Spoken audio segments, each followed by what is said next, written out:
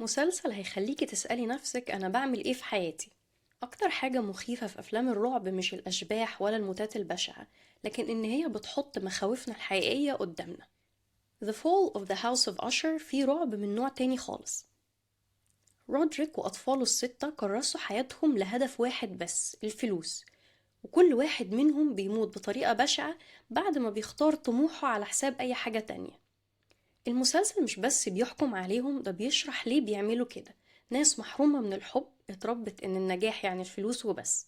المسلسل بيدين رجال الأعمال والإعلام وحتى فلسفة عيش في اللحظة من غير ما تفكر، وبيدين كمان تخدير النفس بالمخدرات أو حتى بالفيديو جيمز عشان ما تواجهش حقيقة اختياراتك.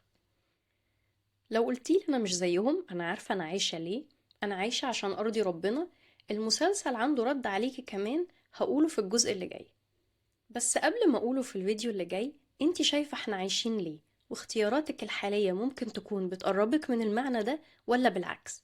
اكتبيلي رأيك في التعليقات.